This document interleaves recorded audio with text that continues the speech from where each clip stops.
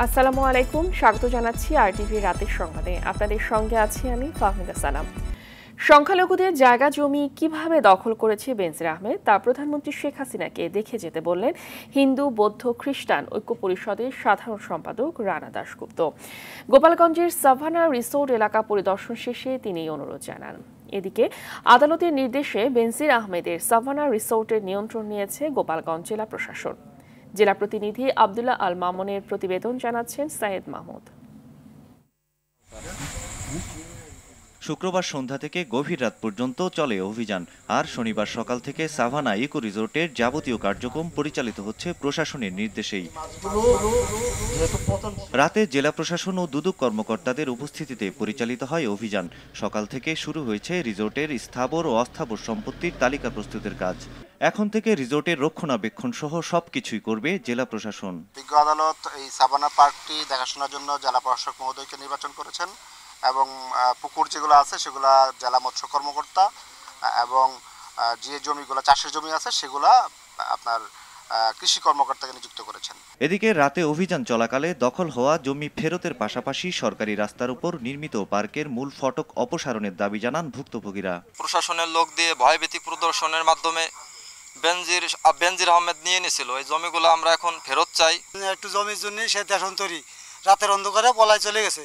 সরকার জামাই নিয়ে আমরা মানিয়ে নিছি, আমাকে যে রাস্তা সরকারি রাস্তা এটি আমাকে যেন খুলিয়ে দেয়। পার্ক পরিদর্শন করেন হিন্দু বৌদ্ধ খ্রিস্টান ঐক্য পরিষদের সাধারণ সম্পাদক রানা দাশগুপ্ত। এ সময় তিনি জানান, এমন অপকর্মের কারণেই মার্কিন যুক্তরাষ্ট্রের নিষেধাজ্ঞা এসেছে।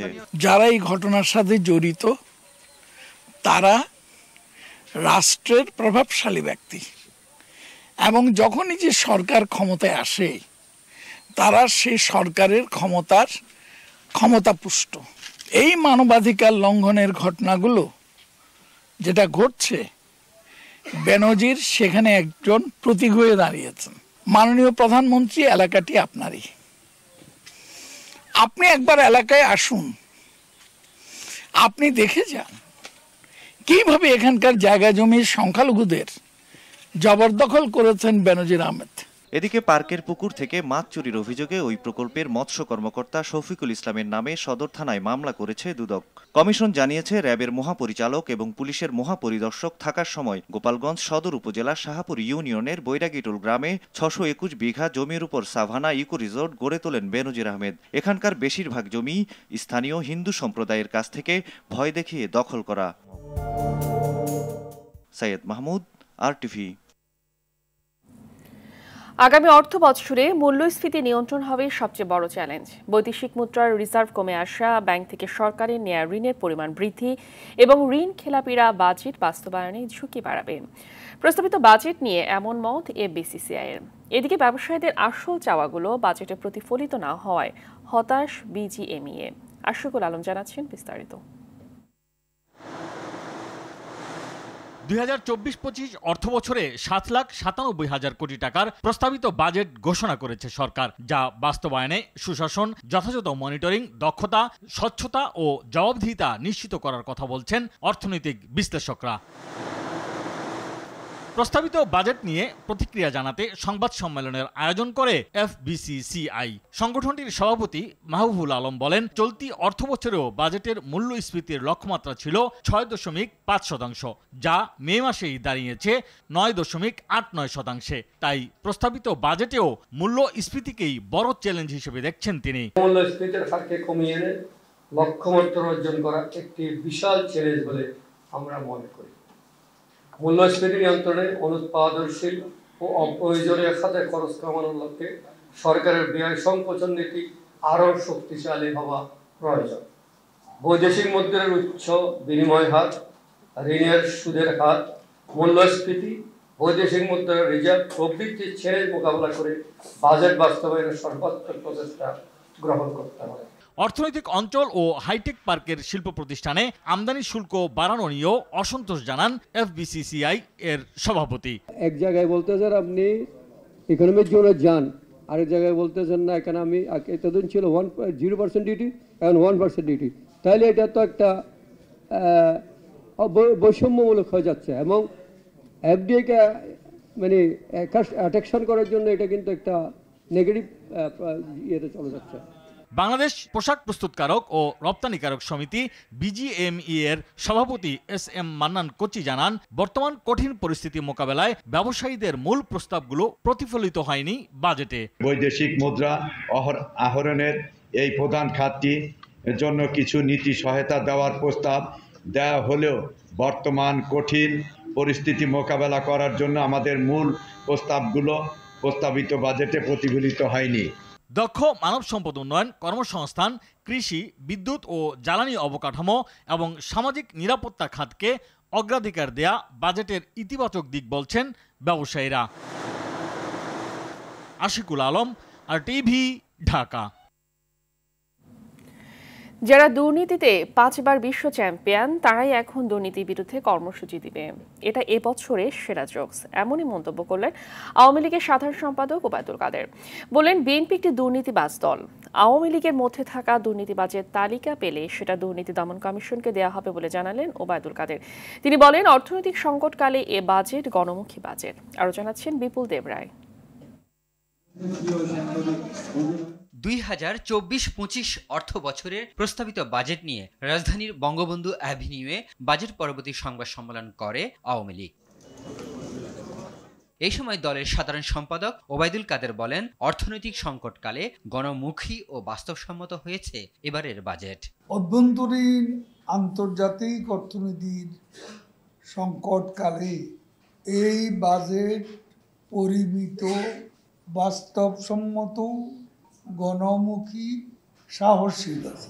আওয়ামী লীগের দুর্নীতিবাজ নেতাদের তালিকা চেয়ে ওবায়দুল কাদের বলেন, যারা দুর্নীতিতে বিশ্ব চ্যাম্পিয়ন তাদের দুর্নীতি বিরোধী কর্মসূচি হাস্যকর।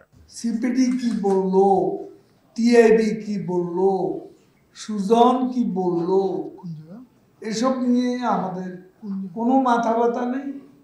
ওরা সবাই বিএনপি সুরে সুর মিলিয়ে কথা বলে, কথার সাথে যাদের বাস্তবে কর্মকাণ্ডের কোনো মিল নেই। সিপিডি টিআইবি কি বলল তাতে সরকারের মাথা ব্যথা নেই জানিয়ে আওয়ামী লীগ সাধারণ সম্পাদক বলেন, অপ্রদর্শিত অর্থ মূলধারায় আনতে কালো টাকা সাদা করার সুযোগ রাখা হয়েছে। 5 বার বিশ্ব দুর্নীতিবাজ, যাদের মূল নেতারা দুর্নীতিবাজ হিসেবে চিহ্নিত, তারা দুর্নীতির বিরুদ্ধে কর্মসূচি দেবে, এটা এই বছরের সেরা। 4 দলীয় জোট সরকারের সমালোচনা করে আওয়ামী লীগ সাধারণ সম্পাদক বলেন, তাদের বাজেট ছিল 68,000 কোটি টাকা। সেই সময় বিএনপিকে বিদেশে দৌড়াতে হয়েছিল ভিক্ষার ঝুলি নিয়ে। বিপুল দেবরায়, RTV, ঢাকা। কালো টাকার সাথে সরকার জড়িত এমন মন্তব্য করে বিএনপি মহাসচিব মির্জা ফখরুল ইসলাম আলমগীর বলেছেন, 2024-25 অর্থ বছরের জন্য লুটে খাওয়ার বাজেট দেওয়া হয়েছে। দেশ ভয়ঙ্কর অস্তিত্ব সংকটে দাবি করে ঐক্যবদ্ধ আন্দোলনের মাধ্যমে সরকারের পদত্যাগ নিশ্চিতের আহ্বানও জানিয়েছেন তিনি। রাজধানীর প্রেস ক্লাবে এক আলোচনায় এসব কথা বলেন ফখরুল। রিপোর্ট করছেন জাহিদ রহমান। মুক্তিযুদ্ধের অন্যতম সংগঠক ও বাংলাদেশের রাজনীতি রহস্য পুরুষ খ্যাত সিরাজুল আলম খানের প্রথম মৃত্যুবার্ষিকী উপলক্ষে জাতীয় প্রেস ক্লাবে আলোচনার আয়োজন করে জাতীয় সমাজতান্ত্রিক দল জেএসডি। এতে অংশ নিয়ে বিএনপি মহাসচিব মির্জা ফখরুল ইসলাম আলমগীর বাজেটে কালো টাকার পক্ষে সরকারের সাফাইয়ের সমালোচনা করেন। আপনারা বাজেট দিয়ে কাজে ধরেন এবং আপনারা নিজেরাই এটার সঙ্গে জড়িত। আপনি বাজেট দেখলেই বুঝতে পারবেন যে আগেও বললেন লুটে খাওয়ার আরেকটা ব্যবস্থা করেছেন। এটা এই প্রত্যেক বছর একই ঘটনা ঘটছে। দেশ সংকটে আছে দাবি করে গণতান্ত্রিক পদ্ধতিতে ফিরে যাওয়ার বিকল্প নেই বলেও মন্তব্য করেন ফখরুল। বাংলাদেশ একটা ভয়ঙ্কর সংকটের মধ্যে পতিত হয়েছে, যেখানে বাংলাদেশের অস্তিত্ব আজকে প্রশ্নের সম্মুখীন হয়েছে। আমরা আবার সবাই একজোট হয়ে সেই লড়াইটা শুরু করি, যে লড়াই আমরা অবশ্যই তাদেরকে পরাজিত করতে সক্ষম হবে আমরা বিশ্বাস করি। আওয়ামী লীগ স্বাধীনতা সংগ্রামে অন্য কারো অবদান স্বীকার করতে চায় না বলেও মন্তব্য করেন বিএনপি মহাসচিব। স্বপ্নই বাস্তবায়িত হতে দূরে থাক, এবং সেই স্বপ্ন থেকে বহু দূরে বাংলাদেশকে তারা ছিটকে দিচ্ছে। জাহিদ রহমান, RTV, ঢাকা। ঈদুল আজহা আসলেই উত্তাপ ছড়ায় মশলার বাজার, তবে এবার অন্য যে কোনো সময়ের তুলনায় দাম অনেক বেশি।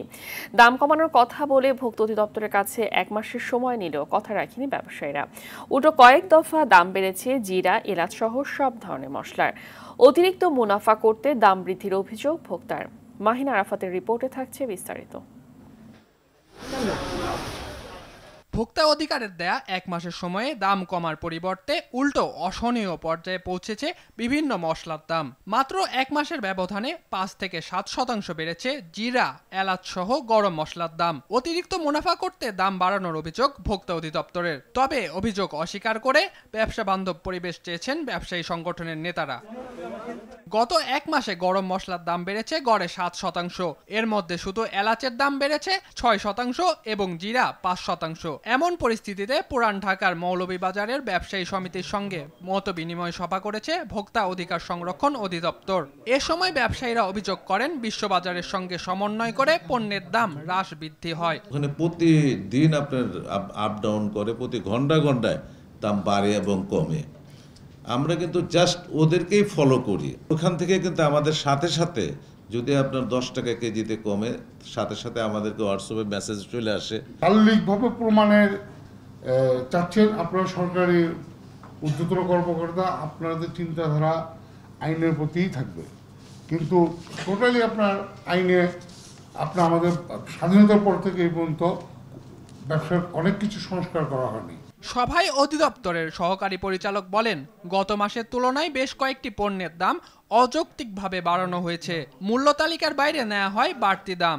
মূল্য তালিকায় প্রদর্শন করা হয়েছে 3000 টাকা এলাচির দাম, কিন্তু ক্যাশ মেমোতে আমরা দেখলাম যে 3500 টাকা নেওয়া হয়েছে। ফলে অতিরিক্ত তাহলে 500 টাকা বেশি নেওয়া হচ্ছে। এইরকম অসামঞ্জস্যতা আমরা পেয়েছি। মহাপরিচালক বলেন, মশলার দাম বাড়ার যৌক্তিক কারণ থাকতে পারে, তবে অনিয়ম হলে আইন অনুযায়ী ব্যবস্থা নেওয়া হবে। গত 1 মাসে এই গরম মশলার প্রতিটা প্রোডাক্টের দাম 7% বেড়েছে। এটি কি যৌক্তিক কারণে বাড়ছে? এটা কি ইন্টারন্যাশনাল প্রাইজের কারণে, ডলারের কারণে?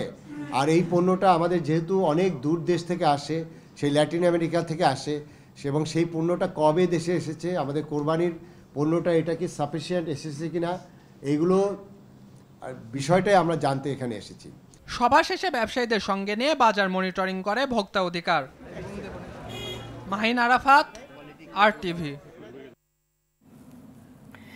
ব্যবসা জাল টাকার, তবে চালাতেন পুরো অফিসিয়াল ডেকোরামে। ছিল বিভিন্ন স্তরের কর্মী যাদের বেতন মাসে 3 লাখ টাকার উপরে, আর নিজেকে ধরাছোঁয়ার বাইরে রাখতেন, প্রযুক্তি থেকে দূরে থাকতেন। যখন যেখানে অবস্থান করতেন চারপাশে লাগিয়ে রাখতেন সিসি ক্যামেরা। বিপুল সংখ্যক জাল টাকা সহ রাজধানীর যাত্রাবাড়ি থেকে লিয়াকত হোসেন জাকির নামে একজনকে গ্রেফতারের পর এসব তথ্য জানায় গোয়েন্দা পুলিশ। বিস্তারিত সুমন তানভীরের প্রতিবেদনে। ব্যবসার পুঁজি বলতে একটি কম্পিউটার আর এই প্রিন্টার, আর তা দিয়েই করে যাচ্ছিলেন কোটি কোটি নকল টাকার রমরমা ব্যবসা। মাসে কর্মীদেরই বেতন দিতেন 3 লাখ টাকার ওপরে। তবে ঈদ ঘিরে প্রস্তুতির শেষ পর্যায়ে গোয়েন্দা জালে ধরা পড়ে যান জাল নোট সিন্ডিকেটের অন্যতম হোতা লিয়াকত হোসেন জাকির। মাল তৈরি করি, এটা ক্রেতা বিভিন্ন জেলায়। নিজেই বলছিলেন কোরবানির ঈদ ঘিরে তার প্রস্তুতির কথা। টাকা ছাড়াও এবার ঈদে ভারতীয় রুপিও ছাপিয়েছিলেন তিনি। আমি কোরবানি ঈদের প্রস্তুতি নিয়েছিলাম যে আমি 1.5 থেকে 2 কোটি টাকা বাজারজাত করব, কিন্তু আমি সেই সরঞ্জাম রেডিও করেছি। আছে আমার 15 জনের মতো সদস্য আছে যাদের কাছে আমি সেল করি। ইন্ডিয়ান রুপিটা আমি রাজশাহী অনলি একজনের কাছে বিক্রি করি। ঘরের আলমারি থেকে বিছানা সব জায়গায় তার প্রস্তুতির নিদর্শন। ছাপানোর সব ধাপ শেষ করে মাঠ পর্যায়ে বিক্রির জন্য প্রস্তুত ছিল এসব জাল নোট। জাকিরের কাছ থেকে জাল নোট কিনেছে এমন 2 নারীকেও গ্রেপ্তার করে গোয়েন্দা পুলিশ। ওনার কাছ থেকে আমি এই 200 টাকার একটা আর 500 টাকার একটা বান্ডিল নিয়েছিলাম, 7-8টা এমন চালাইছি। এরপরে আমার হাজবেন্ড অ্যারেস্ট হয়েছে। অভিযানের নেতৃত্বে থাকা ঢাকা মহানগর গোয়েন্দা পুলিশের লালবাগ বিভাগের উপকমিশনার মশিউর রহমান জানান, প্রায় 1 বছর ধরে জাকিরকে গ্রেপ্তারের চেষ্টা চলছিল। তার এই কাজ করার জন্য অনেকগুলো পুরুষ এবং অনেকগুলো মহিলা কর্মী আছে। ওই সমস্ত পেইড কর্মচারীদেরকে যারা জাল টাকা বানায়, এক জায়গা থেকে আরেক জায়গায় নিয়ে যায়, তাদেরকে সে প্রতি মাসে 2.5 থেকে 3 লক্ষ টাকা বেতন দিয়ে থাকে। এ ঢাকাতে অথবা অন্য যে জায়গাতেই বসবাস করে, তার নিজস্ব বাসার কাছে হলে সেটাকে সে প্রায় 200 মিটার দূর থেকে নানা রকমের সিসি ক্যামেরা দিয়ে রাখতে থাকি। ডিবি কার্যালয়ের অতিরিক্ত কমিশনার হারুনুর রশিদ জানান, কোরবানির হাট ঘিরে ডিবির আলাদা নজরদারি থাকবে।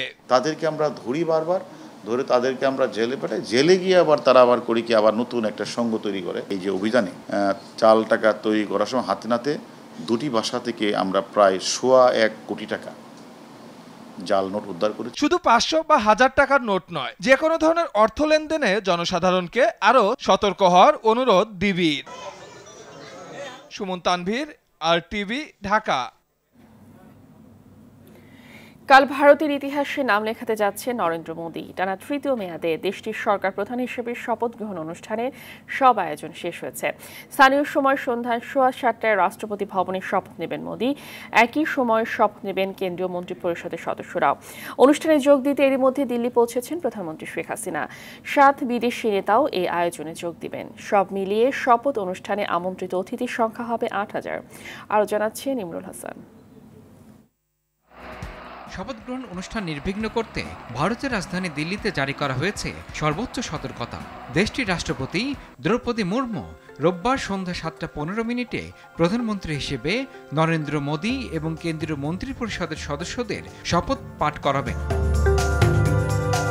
নরেন্দ্র মোদীর নতুন মন্ত্রিসভায় 27 থেকে 30 জন সদস্য থাকবেন বলে ধারণা করা হচ্ছে, যার প্রায় 1/3 এনডিএ জোটের সঙ্গে কয়েকজন প্রতিমন্ত্রীও থাকতে পারেন। অষ্টাদশ লোকসভার প্রথম অধিবেশন 15 জুন শুরু হওয়ার কথা রয়েছে। এর মধ্যে প্রথম 2 দিন যাবে নবনির্বাচিত সদস্যদের শপথ গ্রহণে। এরপর নতুন স্পিকার নির্বাচন করা হবে এবং রাষ্ট্রপতি লোকসভা ও রাজ্যসভার যৌথ অধিবেশনে ভাষণ দেবেন। এছাড়া অধিবেশনের আনুষ্ঠানিক উদ্বোধন করবেন রাষ্ট্রপতি। প্রথম অধিবেশন আগামী 22 জুন শেষ হওয়ার কথা রয়েছে। মোদীর শপথ গ্রহণ অনুষ্ঠানে আমন্ত্রিত অতিথি হিসেবে যোগ দেবেন বাংলাদেশের প্রধানমন্ত্রী শেখ হাসিনা, মালদ্বীপের প্রেসিডেন্ট মোহাম্মদ মইজ্জু। ভারতে প্রতিবেশী প্রথম নীতির অংশ হিসেবে বাংলাদেশ, মালদ্বীপ ছাড়াও শ্রীলঙ্কা, ভুটান, নেপাল, মরিশাস এবং সেসেলসের নেতারা অনুষ্ঠানে উপস্থিত থাকবেন। শপথ গ্রহণকে কেন্দ্র করে রাষ্ট্রপতি ভবনে 5 কোম্পানি আধা সামরিক বাহিনীর জওয়ান ছাড়াও এনএসজি কমান্ডো, ড্রোন এবং স্নাইপার নিয়ে বহুস্তরের নিরাপত্তা ব্যবস্থা গড়ে তোলা হয়েছে। শপথ গ্রহণ অনুষ্ঠান চলার সময় যে কোনো অপরাধমূলক বা সন্ত্রাসী হুমকি রোধে দিল্লিতে নো ফ্লাই জোন ঘোষণা করা হয়েছে। এই বিধিনিষেধ 9 থেকে 10 জুন পর্যন্ত কার্যকর থাকবে। ইমরুল হাসান, RTV। এদিকে ভারতের লোকসভার বিরোধী দলীয় নেতা হিসেবে রাহুল গান্ধীকে মনোনীত করেছে কংগ্রেস। শনিবার দলটির ওয়ার্কিং কমিটির বৈঠকে শীর্ষ নেতারা এই সিদ্ধান্ত নেয়। কংগ্রেসের সাধারণ সম্পাদক KC বেণুগোপাল দেশটির গণমাধ্যমকে জানায়, লোকসভায় রাহুল গান্ধীকে বিরোধী নেতা হিসেবে দায়িত্ব দেওয়ার প্রস্তাব সর্বসম্মতভাবে পাশ হয়েছে। গেল 1 দশক পর বিরোধী দলীয় নেতা পেতে যাচ্ছে লোকসভা। বিরোধী দলীয় নেতা হওয়ার জন্য 543 আসনে 10% আসন পেতে হয়। তবে গেল 1 দশক এই আসন সংখ্যার শর্ত পূরণ করতে পারেনি কোনো বিরোধী দল। নেত্রকোনা সদরের কাইলাটি ইউনিয়নের ভাষাপাড়া গ্রামে জঙ্গি আস্তানার সন্ধান পেয়েছে পুলিশ। শুক্রবার রাত থেকে এখন পর্যন্ত জায়গাটি ঘিরে রাখা হয়েছে। জেলা পুলিশ সুপার ফয়েজ আহমেদ জানান, স্থানীয় প্রফেসর আব্দুল মান্নানের ফিশারিতে জঙ্গি আস্তানা আছে এমন গোপন সংবাদের ভিত্তিতে শুক্রবার রাত থেকে তা ঘিরে ফেলা হয়। পরে সন্ধ্যায় প্রাথমিকভাবে অভিযান চালিয়ে একটি পিস্তল ও 17 রাউন্ড গুলি উদ্ধার করলেও কাউকে আটক করতে পারেনি পুলিশ। এদিকে জঙ্গি সদস্য থাকা সন্দেহে জেলার বনোয়াপাড়া এলাকায় শমশের নগরের তানভীর কটেজ নামের একটি বাড়িও ঘেরাও করে রেখেছে পুলিশ। 2-3 ঘন্টা অভিযানের পর আমরা দেখতে পারি যে এখানে এই যে বাড়িটা দেখছেন আপনার, এই বাড়ির ভিতরে একটি পিস্তল এবং 17 রাউন্ড গুলি উদ্ধার করে। এছাড়া এখানে খেলনা পিস্তল, হ্যান্ডকাপ, ওয়াকি ডকি সহ ব্যায়াম করার সামগ্রী, জিহাদি বই, এরকম বিভিন্ন কিছু আছে। তারপর আমরা এন্টি টেররিজম ইউনিটকে খবর দিয়েছি, তারা এসেছেন। আমরা এখন ফাইনালি অভিযান পরিচালনা করব। ঘূর্ণিঝড় রিমানের কারণে স্থগিত হওয়া 22টি উপজেলার মধ্যে 19টিতে ভোট হবে কাল। উপজেলাগুলো হলো বাগেরহাটের শরণখোলা, মোরেলগঞ্জ, মংলা, খুলনার কয়রা, পাইকগাছা ও ডুমুরিয়া, বরিশালে গৌরনদী, আগুইলঝাড়া, পটুয়াখালী সদর, মির্জাগঞ্জ ও দুমকি, পিরোজপুরের মঠবাড়িয়া, ভোলার তজুমউদ্দিন, লালমোহন, ঝালকাঠির রাজাপুর, কাঠালিয়া, বরগুনার বামনা, পাথরঘাটা ও নেত্রকোনার খালিয়াজুড়ি। রাঙামাটির বাঘাইছড়িতে আগামীকাল নির্বাচনের কথা থাকলেও দ্বিতীয়বারের মতো তা স্থগিত করা হয়েছে। এদিকে নির্বাচন উপলক্ষে সকাল থেকে কেন্দ্রে কেন্দ্রে নির্বাচনী সরঞ্জাম পাঠানো সহ সব ধরনের প্রস্তুতি সম্পন্ন হয়েছে। নির্বাচন সুষ্ঠু, শান্তিপূর্ণ, উৎসব মুখর করতে সব ধরনের ব্যবস্থা নিয়েছে নির্বাচন কমিশন। কেন্দ্রগুলোতে স্ট্রাইকিং ফোর্সের পাশাপাশি বিজিবি, কোস্টগার্ড, নির্বাহী ম্যাজিস্ট্রেট, জুডিশিয়াল ম্যাজিস্ট্রেট দায়িত্ব পালন করবে। সশস্ত্র সংঘাতে শিশুদের ক্ষতির দায়ে ইসরায়েলি সেনাবাহিনীকে কালো তালিকাভুক্ত করার সিদ্ধান্ত নিয়েছে জাতিসংঘ। যুদ্ধনীতি ভেঙে যেসব দেশ শিশুদের উপর চড়াও হয়েছে সেসব দেশকে নিয়ে এ তালিকা করেছে সংস্থাটি। জাতিসংঘের এই সিদ্ধান্তের কথা আনুষ্ঠানিকভাবে জানায় মহাসচিব মুখপাত্র ডুজারিক। জাতিসংঘের এই সিদ্ধান্তকে স্বাগত জানিয়েছে ফিলিস্তিন। এদিকে গাজার নুসরাত থেকে হামাসের 4 জিম্মিকে জীবিত উদ্ধার করেছে ইসরায়েল সেনাবাহিনী। তবে গাজার স্বাস্থ্য মন্ত্রণালয় জানায় এই 4 জিম্মিকে উদ্ধারের সময় ইসরায়েলি বাহিনীর হামলায় নারী ও শিশুসহ অন্তত 47 জন নিহত হয়েছে। গেল 7 অক্টোবর থেকে চলমান ইসরায়েলি হামলায় গাজায় নিহতের সংখ্যা 36,000 ও আহতের সংখ্যা 83,000 ছাড়িয়েছে। ফিফা আন্তর্জাতিক প্রীতি ম্যাচে কাল মেক্সিকোর মুখোমুখি হবে সাবেক বিশ্ব চ্যাম্পিয়ন ভারত। টেক্সাসের কাইল ফিল্ডে খেলা শুরু সকাল 7টায়। কোপা আমেরিকাকে সামনে রেখে প্রস্তুতি নিচ্ছে সেলেসাওরা। এই ম্যাচেও তাই প্রীতি ফুটবলের আড়ালে পরীক্ষা নিরীক্ষার ক্ষেত্র ব্রাজিলের জন্য। ভিনিসিয়াস, রদ্রিগো, পাকাদের নিয়ে স্কোয়াডের কার্যক্ষমতা পরখ করবেন সেলেসাও কোচ দরভাল জুনিয়র। মেক্সিকোর বিপক্ষে শেষ 5 দেখায় 4 জয় ও 1টি হার ব্রাজিলের। রাতের সংবাদ এই পর্যন্তই। সর্বশেষ সংবাদ জানতে যেকোনো মোবাইল ফোন থেকে 2414 নম্বরে ডায়াল করুন। মধ্যরাতের সংবাদ রাত 1টায় দেখার আমন্ত্রণ রইল। ধন্যবাদ সবাইকে।